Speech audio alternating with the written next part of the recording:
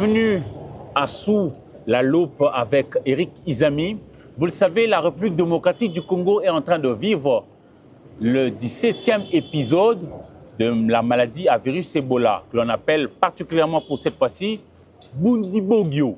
Alors, il faut dire que la RDC reste un joyau, un pays qui est composé de 516 zones de santé.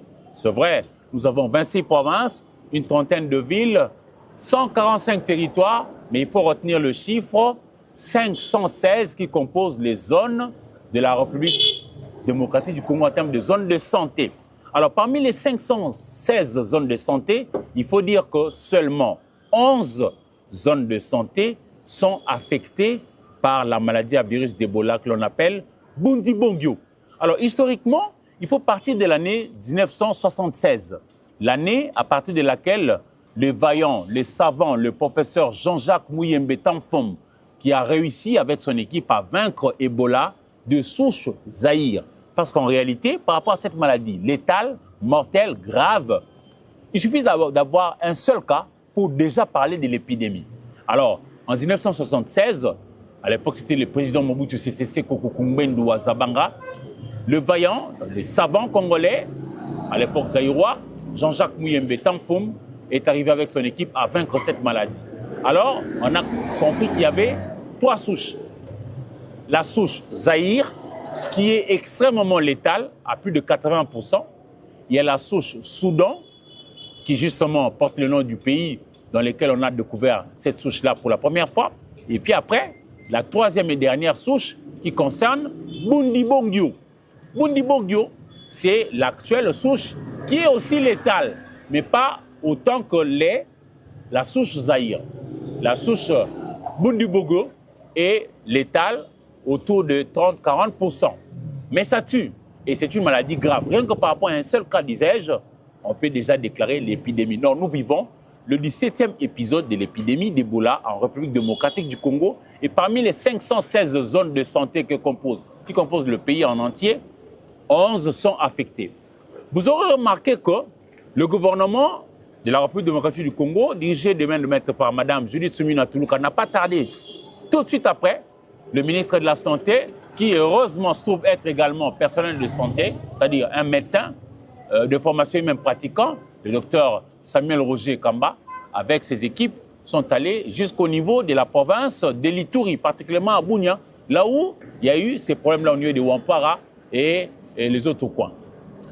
Aujourd'hui, nous sommes au 12e jour depuis que cette épidémie-là a été déclarée. Parce qu'en réalité, la souche Bundibugyo est un peu insinueuse. Ça a presque le même symptôme avec la malaria que l'on connaît régulièrement, par exemple, sur la place de Kinshasa.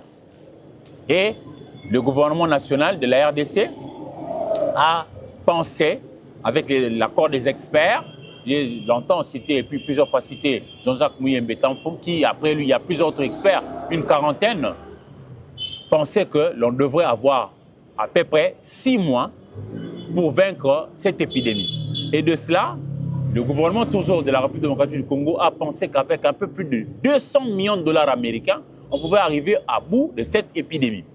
Mais vous savez, il n'y a pas que le Congo-Kinshasa qui est touché. Par rapport au flux migratoire, les uns et les autres peuvent traverser, aller par exemple en Ouganda, pays également touché, et puis au Soudan du Sud, pays également touché. Et voilà pourquoi, ensemble, ils se sont mis d'accord pour pouvoir aller au niveau de 319 millions de dollars américains pour pouvoir vaincre cette épidémie qui est au niveau de 17e vague de cette maladie à virus Ebola. Et nous parlons de Bundibugyo. Alors, notre population ne devrait rien négliger.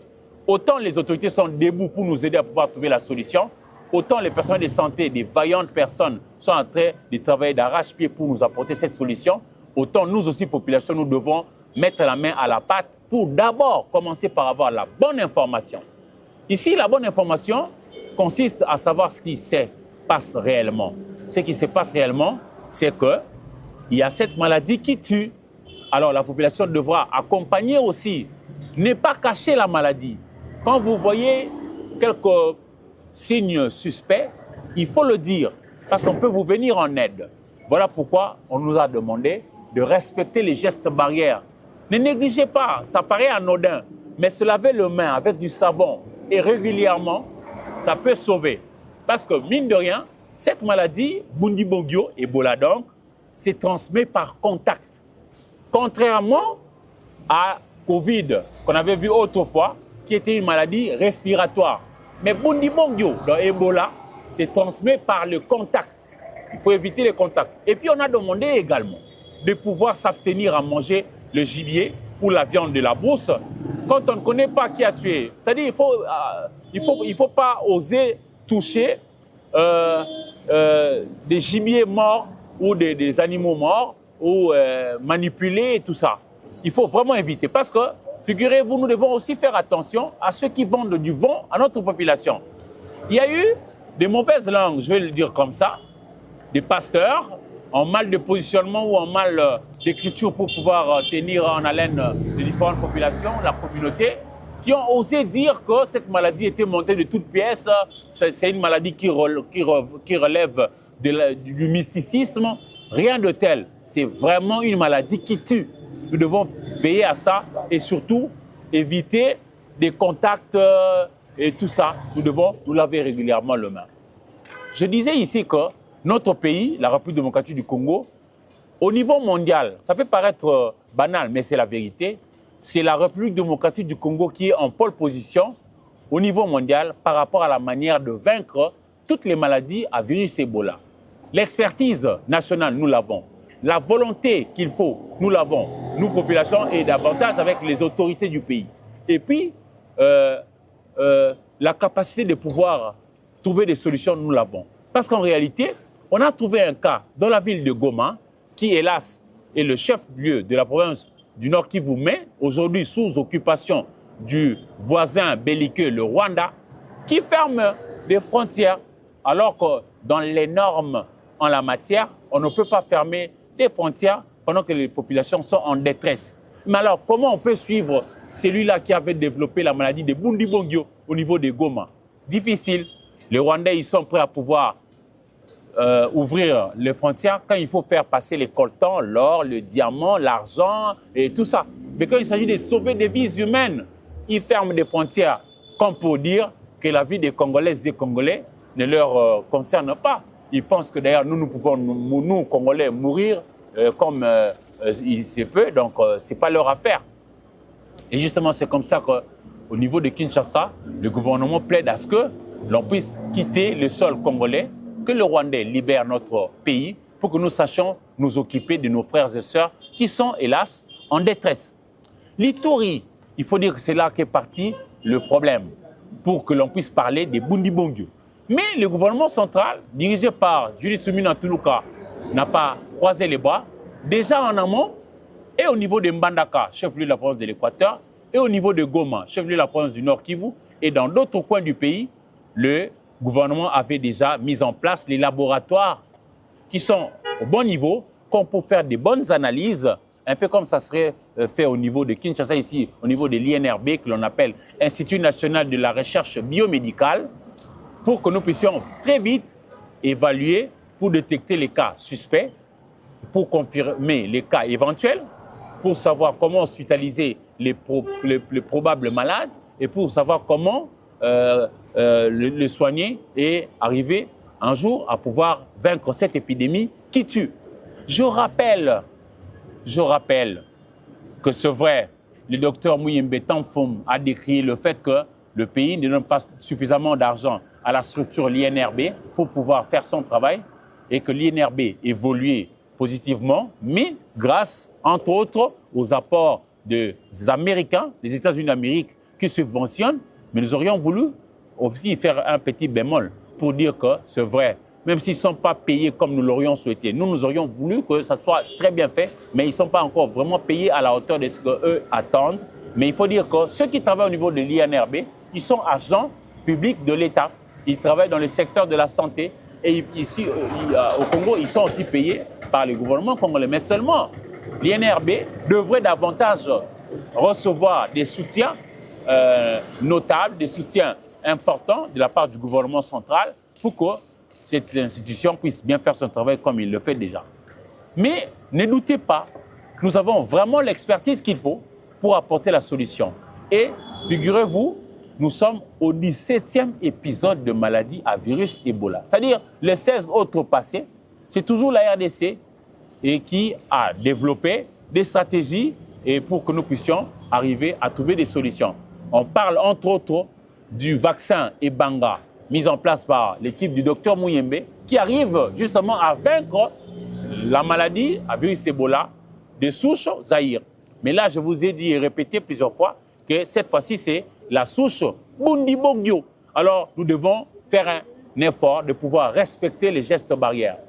C'est pas très loin, hein, chers amis, c'est pas très loin, Bunia, Kinshasa. Et heureusement que le ministre de Transport, Voies de Communication et Désenclavement, Jean-Pierre Bemba Gombo, a pris des décisions pour pouvoir déjà isoler l'aéroport de Bunia, qui est d'ailleurs en pleine réhabilitation, de manière à ce que l'on puisse rompre les flux migratoires qu'il y a entre la ville de Bunia, qui a eu les cas de Bundibugyo, qu'on est en train de gérer maintenant, et puis pour rompre à ce que le mal ne puisse pas aller, par exemple, à atteindre d'autres coins, notamment Kisangani et ailleurs. Mais il faut noter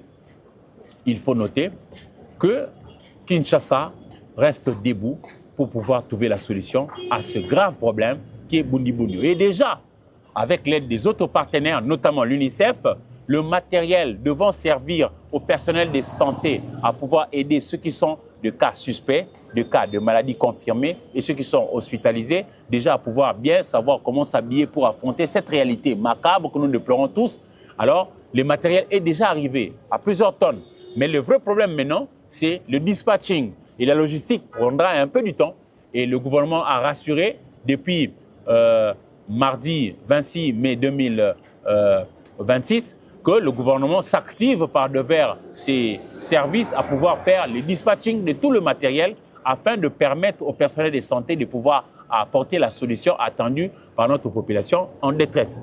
Je rappelle que cette maladie est grave, c'est vrai, mais nous, République démocratique du Congo, avec la bonne volonté de nos autorités et nous-mêmes, population, nous allons être toujours debout pour pouvoir vaincre cette maladie Bundibugyo, Ebola, qui est en train de tuer au niveau de l'Ituri, au niveau de Goma, et nous sommes là en train de suivre pas à pas. Vous allez entendre par devers plusieurs autres canaux qu'il y a des gens qui pensent que c'est du mysticisme. Non, ne prêtez pas oreille à ces gens-là, parce que si jamais le malheur leur arrivait, ils vont se rendre compte que c'est une maladie qui est létale, ça tue. Il ne faut vraiment pas négliger. Nous sommes, nous, République démocratique du Congo, debout et nous encourageons l'autorité gouvernementale à pouvoir tout faire pour apporter la solution. Et ils se sont donné 6 mois pour ce faire. Je rappelle ici qu'initialement, ils avaient pensé terminer ces problèmes en 6 mois. Et c'est ce qui a été retenu par rapport au timing.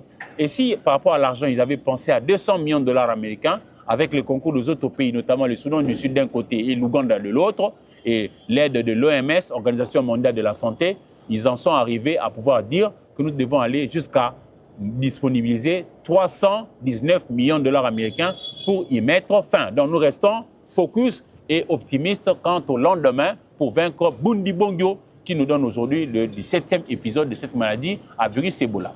Mais il ne faut pas croire que nous sommes si loin que ça. Kinshasa et Bunia, c'est juste 2 heures de vol. Mais nous espérons qu'il n'y en aura pas de cas ici, parce que jusque-là, il n'y en a pas. Nous, on a posé des questions. Il ne faut pas croire à n'importe qui va divulguer n'importe quoi ou balancer n'importe quoi dans l'opinion.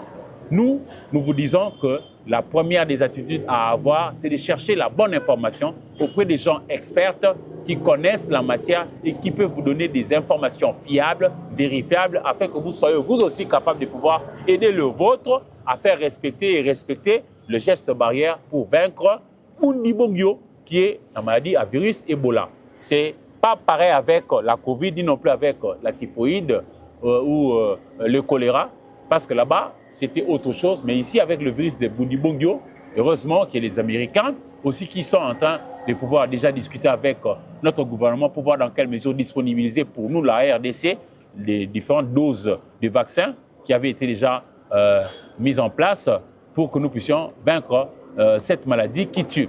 Il faut dire que Bundi Bongyo, pour la toute première fois dans notre pays, République démocratique du Congo, avait été détecté en 2012 à Isiro Matari.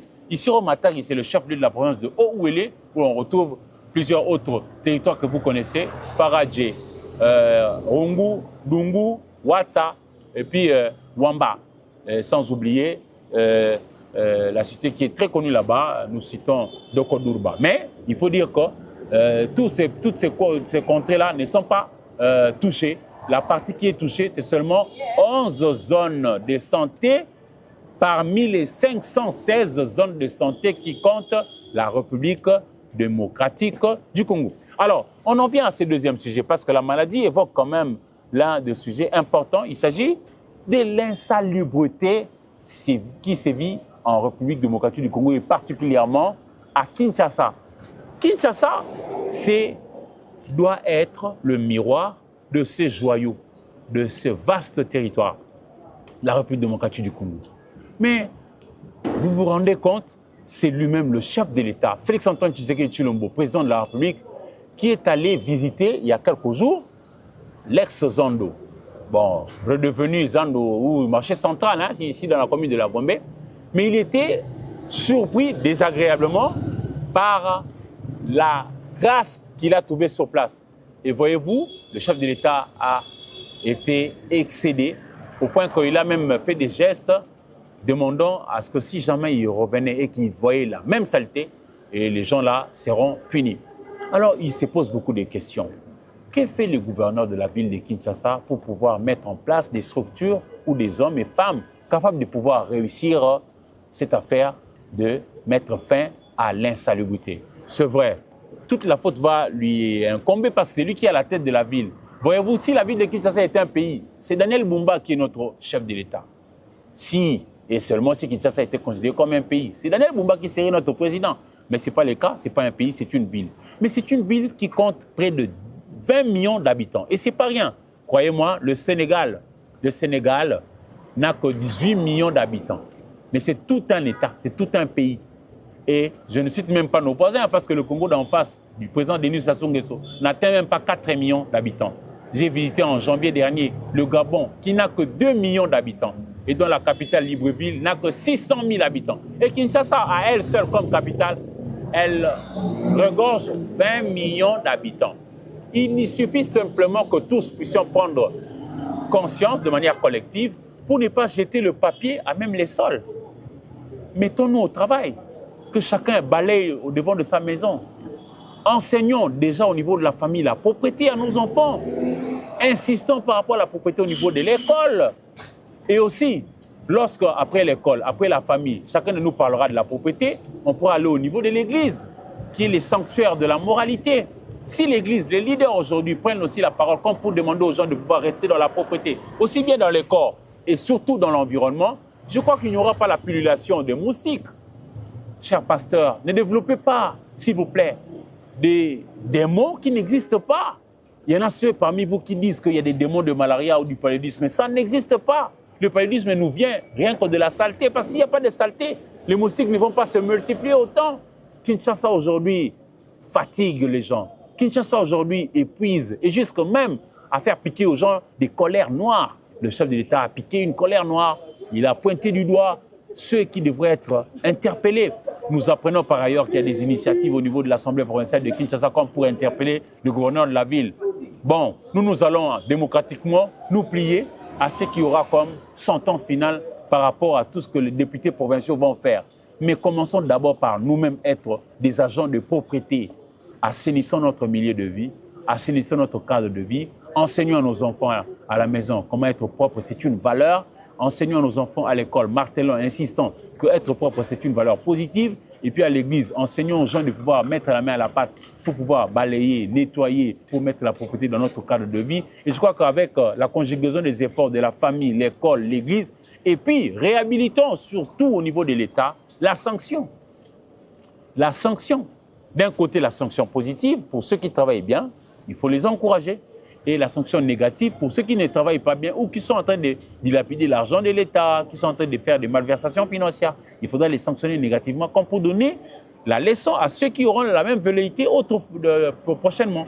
C'est cela que qui doit être notre voie à suivre. Nous devons insister, déjà au niveau de la famille, enseignant à nos enfants la nécessité d'être propre dans les corps et surtout dans notre cadre de vie.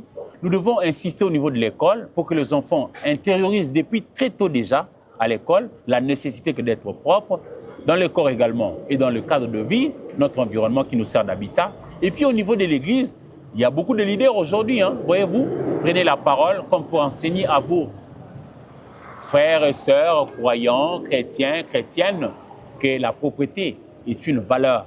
Si tous nous nous mettons à pouvoir participer à recréer notre propriété, comme autrefois on l'appelait Kinshasa Mpoto Moindo, nous allons faire fuir très loin de nous des maladies de mains sales et de beaucoup d'autres problèmes que nous avons ici. Donc il n'existe pas, ma foi, des démons du paludisme ou de typhoïde, non. C'est vous et moi qui devrions prendre conscience. Parce qu'on peut même chasser Daniel Bumba. Si vous et moi n'avions pas accepté de pouvoir participer pour ne pas jeter du papier, pour ne pas jeter la saleté, pour ne pas faire n'importe quoi sur la voie publique, croyez-moi, si nous ne changeons pas notre mentalité positivement, nous n'allons pas nous en sortir. Donc, c'est aussi notre responsabilité que de demeurer dans la propriété. Et on va finir avec ces sujets qui taraudent les esprits de plus d'un Congolais. On parle de la Constitution. Les uns disent que la Constitution doit être changée, si pas modifiée. D'autres disent qu'il ne faut pas y toucher parce que c'est la Bible de l'État. Le jeu est déjà enclenché. On ne peut pas changer les règles du jeu pendant que nous y sommes déjà. Alors, on se pose des questions et on se dit, personne n'a tort, personne n'a raison. Tous, nous devrions attendre que le peuple souverain puisse trancher. Parce que ceux qui pensent, par exemple, que nous devons garder la Constitution du 18 février en l'état, 2006 en l'état, ils n'ont pas totalement tort. Ceux qui pensent également que nous devons aller vers le changement de la Constitution et par de surcroît faire naître une nouvelle république, ils n'ont pas non plus tort finalement. Mais la personne qui devra trancher, qui devra donner la voie à suivre, c'est in fine la population qui lui est le souverain primaire. Mais nous ne sommes pas aussi non plus dans une situation où telle que les scientifiques inspirent totalement confiance. Dans d'autres pays, par exemple, on aurait pu, par exemple, prendre comme voie à suivre ce qu'auraient dit les gens qui possèdent de la lumière. Parce que ce n'est pas tout le monde qui connaît cette matière-là. Moi non plus qui vous parle, je n'en suis pas expert.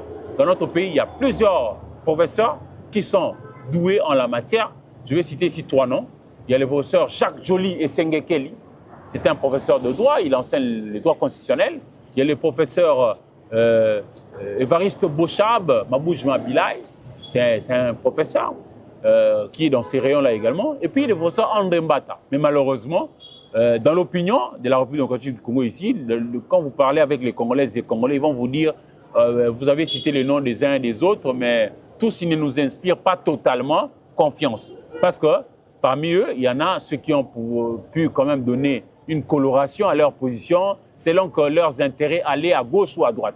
Et c'est comme ça que nous laissons cette latitude-là à la population de pouvoir trancher. Mais comment est-ce que la population pourra trancher aussi longtemps que notre pays, dans certaines parties, est occupé par les voisins belliqueux qui tuent, qui pillent, qui violent? C'est le Rwanda.